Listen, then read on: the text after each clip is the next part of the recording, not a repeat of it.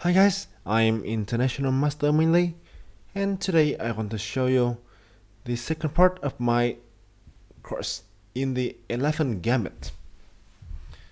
As I mentioned in the first part, in the second and third part of the course, I will try to mention two main lies in this variation, which is two pawn captures, knight e5 and d5. Since e5 is the I think should be the most the most complex one.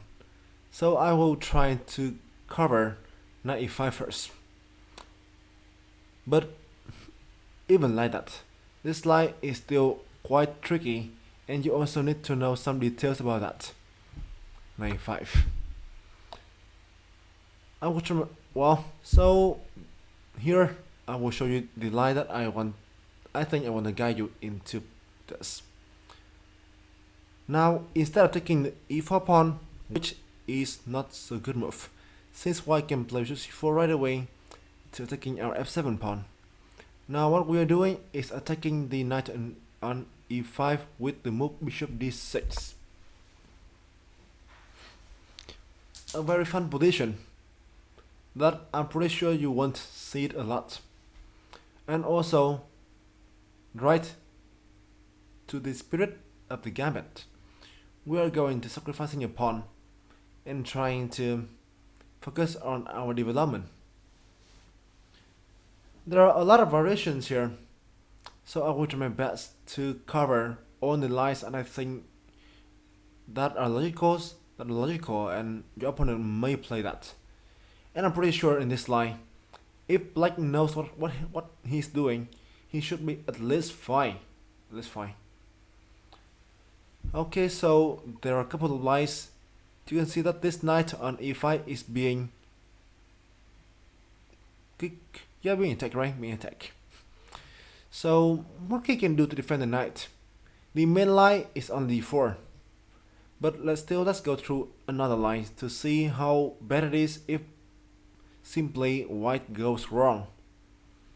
First of all, if we defend the knight by the move queen h5, defend the knight and also want to go like queen f7, you can simply play a move that looks so simple but very useful. G6, and suddenly we win a piece. We win a minor piece since white simply have nothing to do to defend this knight on e5. The black queen already covered g5, so right now you have no choice left. If we go knight g6 to take the pawn and sacrificing the pieces for some initiative, we simply capture back with the f pawn, fg6. Obviously we can't here since the rook on h8 is being pinned, right? fg6, queen d5, knight f6, queen c4, queen e7. You can see that although the material seems to be balanced, white has 3 pawns and we got a minor piece, we got a knight. But we are really better in terms of development. White is really slow in development.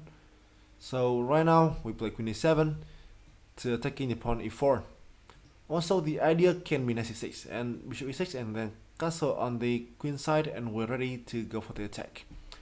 d3, knight c6. And the idea is what I mentioned earlier. This move and castles and then starting the attack right away. You can see that after 8 moves, we almost finished the development while the white pieces simply didn't do something. The only pieces that is developed in this position is the queen, which a bit violating the rules, right? So queen h5 seems incorrect. What another move?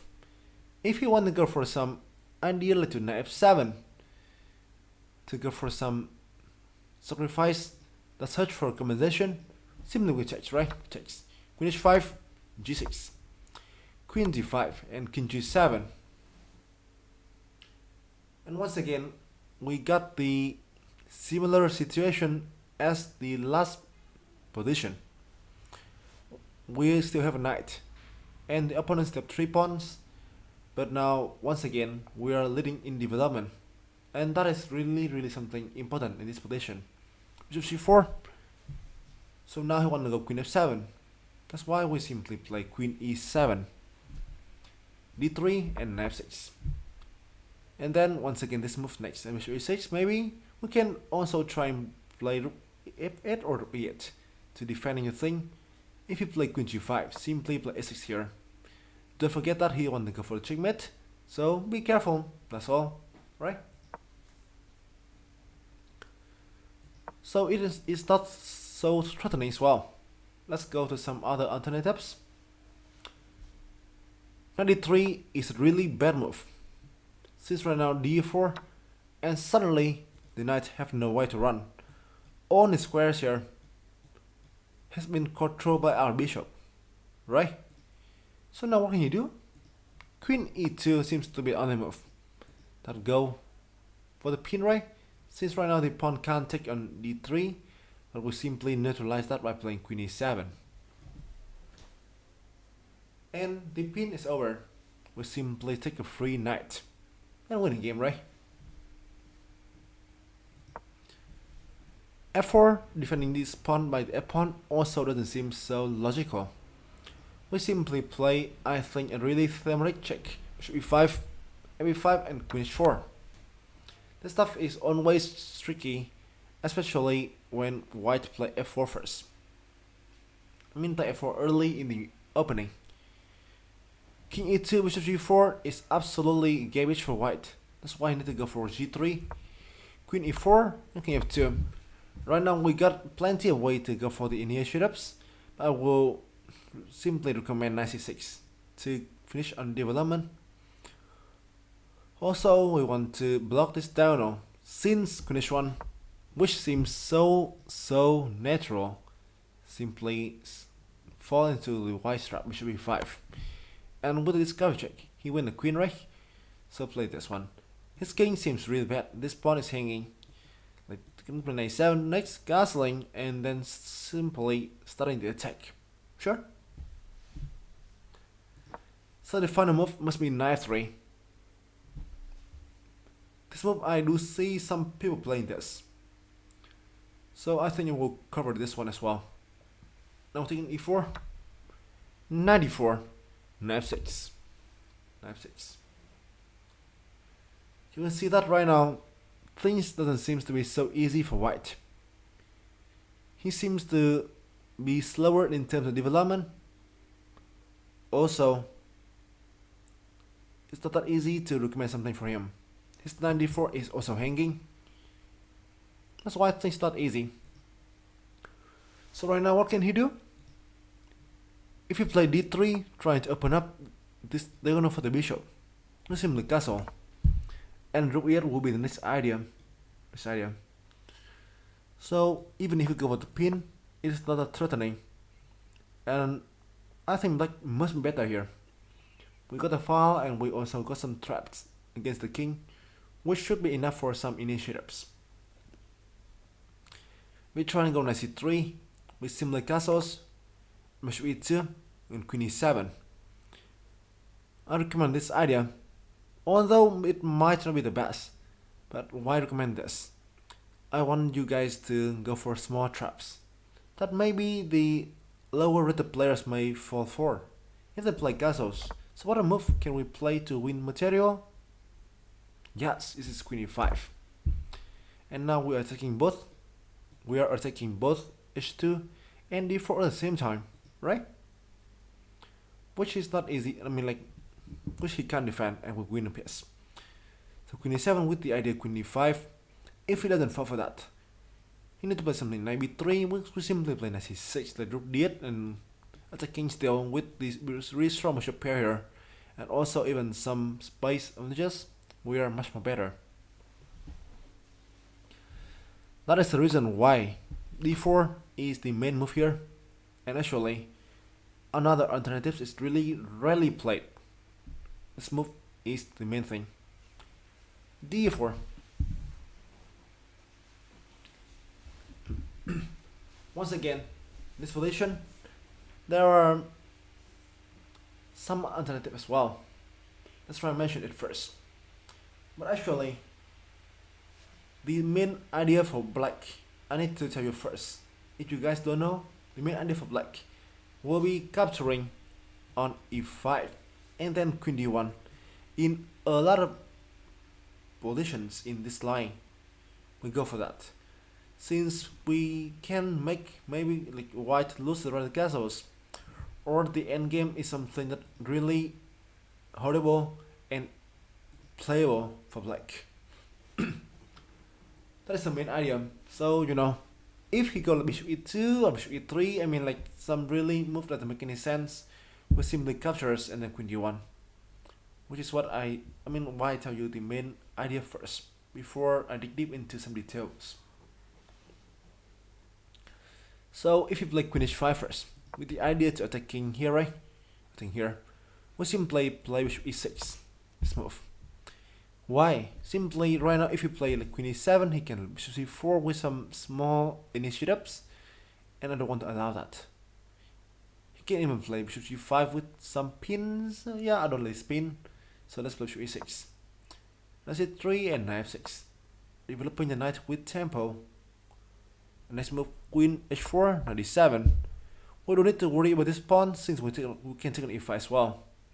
And once again, we are leading in developments with at least a playable position. If you play bishop c4 here, which is what also I need to tell you about this one first, before we go into the main line, knight c3, we takes. And this is what I want to, you to know. d5 is the main line. If you play queen h5 with this idea to like go for the double attack, queen e7 and d5 knight c6. This one actually really easy to play for us. We got the idea to go like knight e5, queen e5, right? This e5 pawn is weak. Although this pawn is also weak. When both sides trying to liquidate the other's pawn in the e file, we always reach, I think, quite an equal position with chance for like mutual chances. Bishop 4 and bishop e6, liquidating the bishop, also defending the pawn f7, and I think I can be confident to claim that black can't be worse. Let's go to the main line, knight c3, takes, queen d1. That's what I told you earlier. King d1. Well, if he plays knight d1, he simply wastes a tempo to get his knight back to d1. Knight c6, right? c6. Knight c3. Right now we can even play bishop f5, or you can even take an e5 with an equalized position right away. If you play bishop f4, we should be, I think, consider, since you want to defend the e5 pawn. Bishop e6, developing first. And here, although we seem to get like still a pawn down, I want to guide you guys into this line when you are pawn down, but you got some counterplay. You guys don't feel like sacrificing, you can play simple. I think like bishop f5, I think bishop f5 should be fine, I guess, or knight g7, which is not bad as well. But I think I simply prefer bishop e6 with the idea to go for some counterplay. Since you see here, black is much more faster in terms of development. He also control the d file, and the e5 pawn can always be attacked with this move, which is an important resources. Yeah, which is important resources you should remember, since you will meet this again pretty soon. So, like here, castling knight from e7. The idea can be knight b4, can be knight g6. And both of the things, black can't be worse. King d1 here should be the main line, but simply knight c6 here. If he doesn't take the pawn here, play bishop f4, we play the same thing. The idea is knight e7, knight g6, and also castling with check. And once again, we reach an equal endgame. Knight e4, bishop f5, with tempo. If you play knight g3 now, we can take it right away and starting the attack. Bishop d3 and we take. And here, knight e5. The solid position can guarantee us something playable. I think actually I need to admit that white should be slightly better in terms of the bishop pair, but we don't have any kind of bonus after all. And if you play something like I think decently, we can't be worse for sure. The idea should be knight f6 and h8. Remember, this king on e2 is not that safe, right? So bringing the pieces out right now, I think will offer us some good chances to play for some activities and for some chances to go for something more. So I think I do not provide the lines here, but I think I will right now. Maybe he plays bishop f4 like this one, right? Bishop f4. So what we're playing is simply knight f6 and castling and queen e7 and knight c6, which is what I play in some blitz game of mine as well. The idea is simple. Trying to finish development, go for some threats on e5 knight, and then slowly trying to go for some counterplay. So overall, what can I say about this line, knight e5? When play this one, bishop d6, if you know some stuff, and if white, especially in low rated level, misplay the opening, he can land into some serious troubles. Even if white knows some stuff and we play d4, something like this one, like I don't think he can be worse. Just play what you know, follow my guys, and obviously you can come to my stream to ask me if you want some further explanation about this line. But I think this will be enough for you to get to at least like 2500. So guys, once again, thank you for listening, and see you in the final part, which will be uploaded pretty soon. See you and bye.